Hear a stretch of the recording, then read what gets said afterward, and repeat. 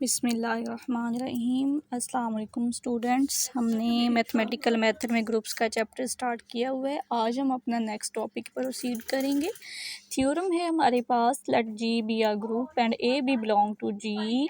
Then first part है order of A is equal to order of A inverse and order of a B is equal to order of b a. और third part है इसका, order of A is equal to order B A B inverse.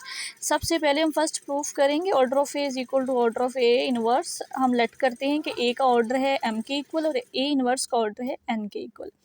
Since order of A is equal to m, यानी कि ए की power M जो है वो identity के इक्वल है।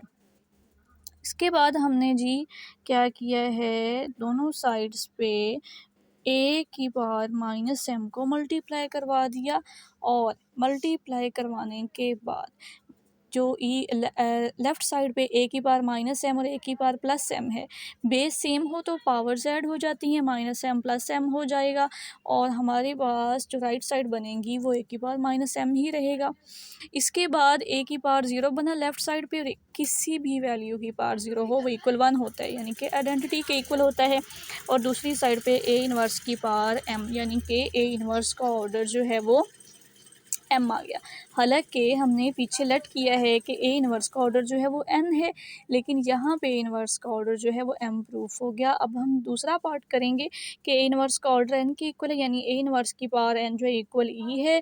हमने दोनों साइड्स पे मल्टीप्लाई करवाया है कि पावर एन को, और आफ्टर डैट ये प्रूफ हुआ कि ए का जो ऑर्डर है वो एन है। हालांकि हमने पीछे लेट किया था कि ए का ऑर्डर एम है। तो यहाँ से ये चीज़ प्रूफ हुई कि दोनों का ऑर्डर यानी m less than equal to n है और एम एम जो है वो less than equal to n है। दोनों में जो कॉमन कंडीशन है वो है इक्वालिटी की। इसका मतलब ये हुआ कि एम इक्वल एन है, यानी ए का ऑर्डर जो है वो ए इनवर्स के ऑर्डर के इक्वल है। अब इसका सेकंड प्रूफ है कि order of a b is equal to order of b a. हमने लेट कर लिया कि ए बी का ऑर्डर जो है वो एम के इक्वल है और बी ए का ऑर्डर जो है वो एन के इक्वल है। तो ये प्रूफ जो है वो हम सेम पिछले की तरह जो है वो करेंगे, ये आप लोगों ने खुद करना है। यहाँ पे भी वही कंडीशन निकलेगी कि ए बी का ऑर्डर एम जो हमने लेट किया है वो आगे जाके ए बी का ऑर्डर एन निकल आएगा। इसी तरह जो बी ए का ऑर्डर हमने एन लेट किया है वो आगे जाके बी ए का ऑर्डर एन आ जाएगा। और जो है दोनों में एक कॉमन कंडीशन इक्वालिटी की आएगी, यानी एम इक्वल एन जो है वो प्रूफ हो जाएगा। इसके बाद हमारे पास है example, in a group of even order prove that there is at least one element of order two. यानी कि हमारे पास एक ग्रुप है जिसका ऑर्डर जो है वो इवन है। ग्रुप का ऑर्डर इवन तब होता है यानी उसमें इवन नंबर ऑफ एलिमेंट्स हैं, 2 4 6 8, मतलब इतने एलिमेंट्स होंगे। There is at least one element of order two, तो उसमें कम से कम एक एलिमेंट ऐसा होता है जिसका ऑर्डर टू होता है। इसको हमने प्रूफ करना है। इम्पॉर्टेंट है, शॉर्ट के रेफरेंस से भी बहुत इंपॉर्टेंट है, ये लॉन्ग के लिहाज से भी आ सकता है। अच्छा जी, हमने इसको प्रूफ करना है। Let G be a group of even order, then the non identity element in it will be odd in no also inverse of each element of G belong to G. यानी कि हमारे पास वो कह रहे हैं कि पेयर होगा non identity elements का, किस फॉर्म में, एक्स और एक्स इनवर्स की फॉर्म में, और वो दोनों जो हैं वो इक्वल नहीं होंगे। Since there are odd number of non identity elements, वो नॉन आइडेंटिटी एलिमेंट्स को ओड इसलिए बोल रहे हैं क्योंकि हमारे पास जो ग्रुप है उसका ऑर्डर इवन है और उसमें से एक आइडेंटिटी जब निकल जाएगी, अगर वो 4 एलिमेंट्स पे मुश्तमिल है, आइडेंटिटी निकल गई तो बाकी 3 बच गया, यानी ओड बन जाएगा। अगर 6 एलिमेंट्स हैं तो आइडेंटिटी निकल गया तो बाकी 5 रह गया।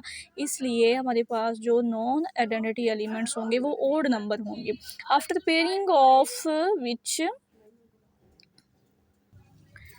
अच्छा, after pairing of such non identity elements for which x is not equal to x inverse we must have at least one element. हमारे पास एक एलिमेंट ऐसा होना चाहिए जिसका इन्वर्स उसके इक्वल हो, यानी A is equal to A inverse. हमने दोनों साइड्स पे मल्टीप्लाई करवा दिया ए को, तो ए स्क्वायर इक्वल आइडेंटिटी आ गया, यानी ए का ऑर्डर जो है वो 2 आ गया। यानी हमारे पास कम से कम एक एलिमेंट ऐसा है जिसका ऑर्डर जो है वो हमारे पास 2 है। इसके बाद हमारे पास एग्जांपल है that G be a group and x be an element of odd order in G, then there exists an element Y in group G वो कह रही है एक्स जो है बिलोंग कर रहा है जी से और एक्स का ऑर्डर जो है वो ओड है। ओड मतलब हमारे पास इसका ऑर्डर 2m+1 आएगा, यानी 1 होगा, 3 होगा, 5 7 कुछ भी हो सकता है, लेकिन ओड नंबर होगा।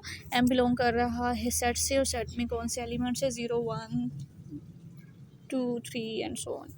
यानी एक्स की पावर 2m+1 इक्वल आइडेंटिटी है। हमें ये भी उन्होंने बताया है कि एक्स जी से बिलोंग करे, तो इसका मतलब ये है कि एक्स की पावर 1 जो भी आयोटा उसकी पावर हम लेंगे वो भी जी से ही बिलोंग करेगा।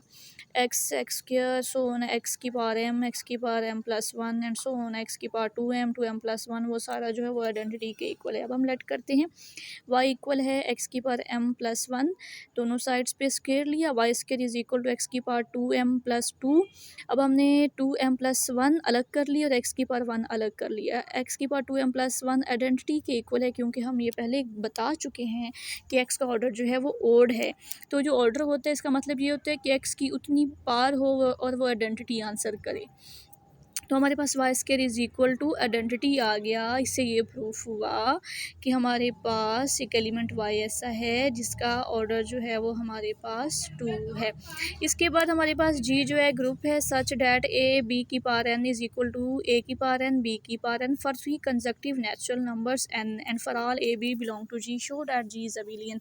हमारे पास 3 कंसेक्टिव नंबर्स जो होंगे वो एक एन होगा, एक n+1, एक n+2। हमने क्या करना है, एक ए बी की power n is equal to ए की पावर एन बी की पावर एन, इक्वेशन 1। इसी तरह ए बी की पावर n+1 जो इक्वल होगा ए की पावर n+1 बी की पावर n+1। इसी तरह जो थर्ड कंसेक्टिव नंबर है उसको भी बाद में लेंगे, ए बी की power n+2 is equal to ए की पावर n+2 बी की पावर n+2। इस तरह ये 3 हमने इक्वेशंस बना ली। अब हम दूसरी इक्वेशन को पहले सॉल्व करेंगे। हमारे पास दूसरी इक्वेशन है ए बी की power n+1 is equal to ए की पावर n+1 बी की पावर n+1। तो हमने ए बी की पावर n अलग कर लिया, ए बी की पावर 1 अलग कर लिया। राइट साइड पे भी इसी तरह ए की पावर n अलग, ए की पावर 1 अलग, बी की पावर n अलग, बी की पावर 1 अलग कर लिया। अब इक्वेशन 1 के ज़रिए अगर हम इसको सॉल्व करना चाहें तो वो कुछ इस तरह से होगा, ए की पावर एन, ए बी की पावर एन इक्वल ए की पावर एन बी की पावर एन, उसमें वैल्यू पुट कर दी ए बी की पावर एन की। तो हमारे पास क्या बन गया, ए की पावर एन बी की power N A B is equal to ए की पावर एन ए बी की पावर एन बी।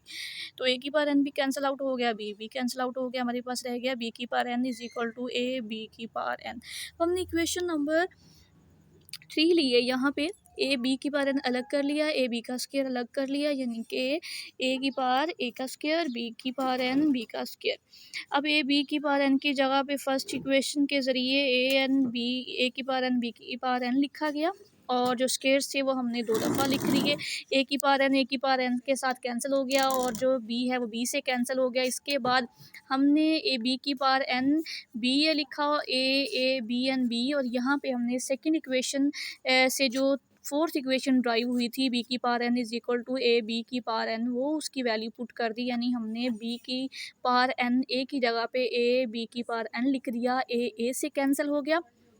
इसके बाद फिर हमने अप्लाई किया, ए बी की पावर एन की जगह पे बी की पावर एन ए लिखा, बी की पावर एन दोनों साइड से फिर कैंसिल हो गया और b is equal to a b proof हो गया। यही अबिलियन की कंडीशन होती है। तो हमारा यहाँ पे ये थ्योरम प्रूफ हो गया। इंपॉर्टेंट क्वेश्चन है पेपर पॉइंट ऑफ व्यू से भी, तो आपने यहाँ तक क्वेश्चंस जो हैं वो अटेम्प्ट करने हैं। नेक्स्ट हम इंशाल्लाह नेक्स्ट लेक्चर में प्रोसीड करेंगे, और इससे रेलिवेंट कोई भी क्वेश्चन हो तो आप लोग जो है ग्रुप में डिस्कस कर सकते हैं इससे रेलिवेंट क्वेश्चंस को।